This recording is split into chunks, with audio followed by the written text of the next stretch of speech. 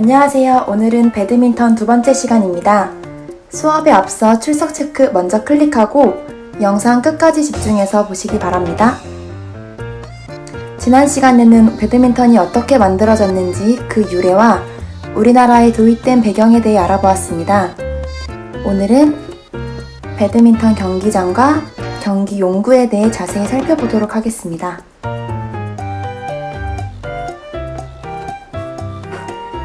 경기장, 라켓, 셔틀콕 순서대로 수업을 진행하겠습니다. 첫 번째, 경기장의 구조입니다. 배구와 몇 가지 비교해보면서 배드민턴 경기장을 살펴보겠습니다. 가운데 네트가 보이죠? 배드민턴 네트의 길이는 6.1m입니다. 배구 6인제 경기장의 네트 길이가 9m인데 비해 작은 규모죠? 더 큰 차이는 배드민턴 네트 높이에서 볼 수 있습니다. 배구의 네트 높이는 중학교 남학생 기준 2.3m입니다. 굉장히 높아서 점프를 해도 네트 위로 손이 안 넘어가는 친구들이 많이 있을 거예요. 하지만 배드민턴 네트의 높이는 지주 기준 1.5m이고 네트 가운데 부분은 조금 낮은 1.52m입니다. 가운데 의자는 주심인 심판을 보는 자리입니다. 배드민턴은 1대1로 경기하는 단식과 2대2로 경기하는 복식이 있습니다. 이런 경기 방식은 사용할 수 있는 코트의 구역까지 달라집니다. 쇼트 서비스 라인은 단식과 복식이 동일합니다.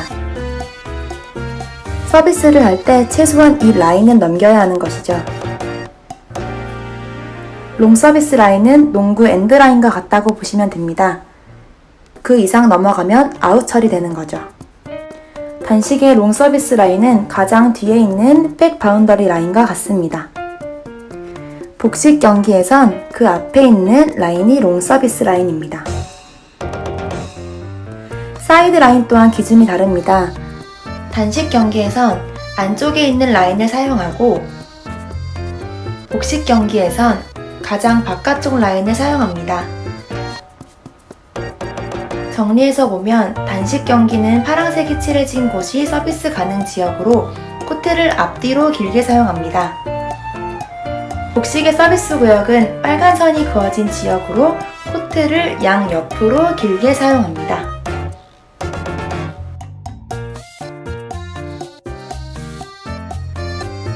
두 번째, 라켓의 구조입니다. 프레임은 라켓 위쪽 둥근 테두리 부분을 말합니다. 스트링은 틀 안에 묶인 부분이고 이 면으로 셔틀콕을 가격하게 됩니다. 헤드는 프레임과 스트링을 합쳐서 부르는 명칭입니다. 샤프트는 헤드 아래의 긴 막대 부분을 말합니다. 조인트는 넥이라고도 말하며 헤드와 샤프트의 연결 부분입니다. 제품을 살 때 조인트 부분을 보면 일체형과 분리형을 볼 수 있습니다.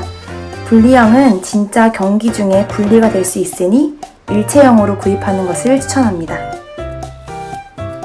손잡이는 라켓을 쥐는 부분을 말하고 핸들, 그립 이렇게 다양하게 말할 수 있습니다. 버튼은 손잡이 끝부분으로 손이 미끄러지지 않게 약간 튀어나와 있는 부분을 말합니다. 이어서 라켓 관련 지식을 몇 가지 더 살펴보려고 합니다. 첫 번째는 밸런스 포인트입니다. 스트링이 없는 상태에서 뾰족한 곳에 올렸을 때 라켓 양쪽이 균형을 잡을 수 있는 무게중심점을 밸런스 포인트라고 합니다. 밸런스 포인트가 헤드 쪽에 있으면 헤드 헤비라고 말하며 이런 라켓은 공격형 선수들이 주로 사용합니다. 중간쯤 있으면 헤드 이븐 밸런스라고도 합니다. 올라운드형 선수들이 주로 사용하는 라켓이죠. 무게중심점이 손잡이 부분에 가까운 라켓은 헤드라이트라고 말하며 이는 수비형 선수들이 주로 사용합니다. 이유가 무엇일까요? 동일한 무게의 라켓일지라도 무게중심점이 어디냐? 즉 헤드 헤비냐 헤드 라이트냐에 따라 무게 체감은 다를 수 있습니다. 셔틀콕이 타격되는 헤드 쪽에 무게 중심점이 가까우면 더 큰 힘을 실을 수 있어 공격형 선수들이 주로 사용하지만 대신 속도와 라켓의 이동 거리에 불이익이 있어 빠른 반응을 해야 하는 수비에 불리할 수 있기 때문입니다. 반대로 손잡이 부분에 무게 중심점이 있으면 셔틀콕에 큰 힘을 실어 타격할 순 없지만 속도와 이동 거리에 유리하기 때문에 수비형 선수들에게 적합하다고 할 수 있습니다. 두 번째로 살펴볼 라켓 지식은 샤프트의 유연성입니다. 경도란 단단한 정도를 말합니다. 경도에 따라서 구속과 비거리가 달라집니다.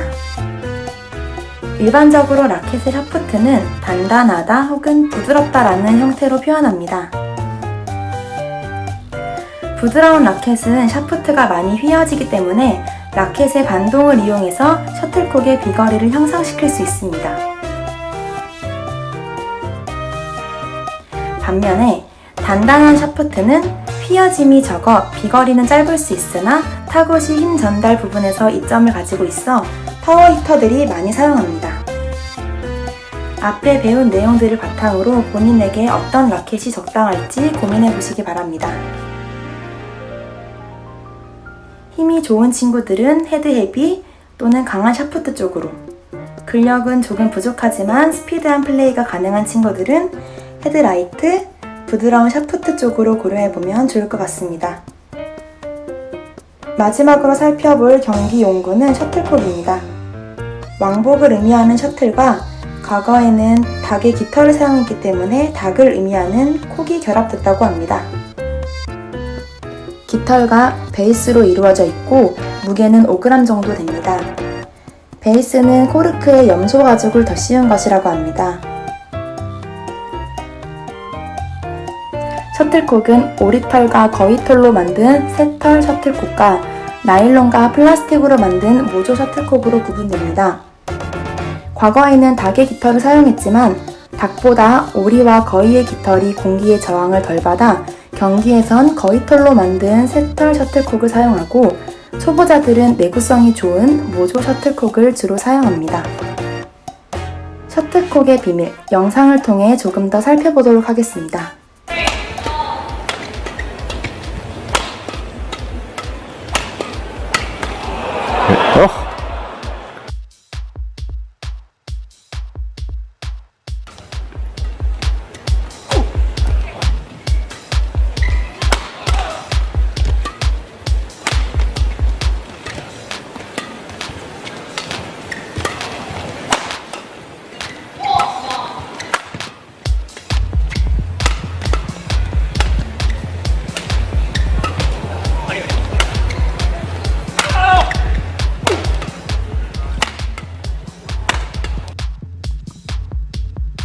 배드민턴은 네트를 사이에 두고 라켓으로 셔틀콕을 쳐서 주고받는 운동입니다.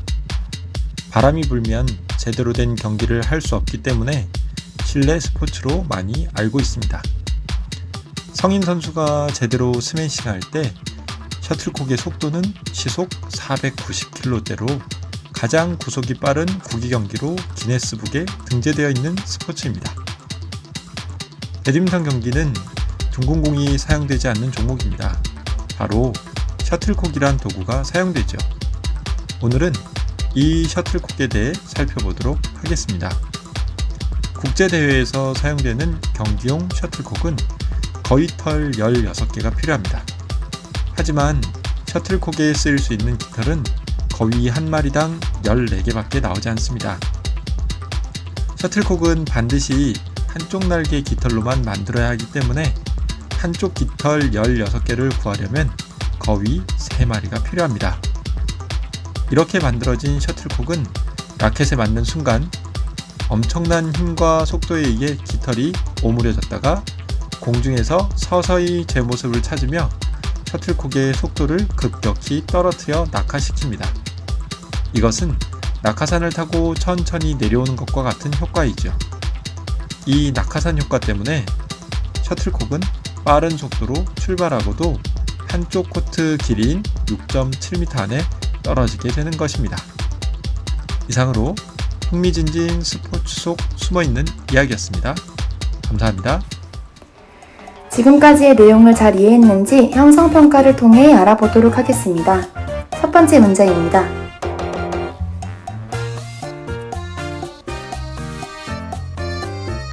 정답은 5입니다. 단식 경기 서비스 지역은 세로로 길고 복식 경기 서비스 지역은 가로로 길다고 했죠. 자, 그럼 두 번째 문제입니다.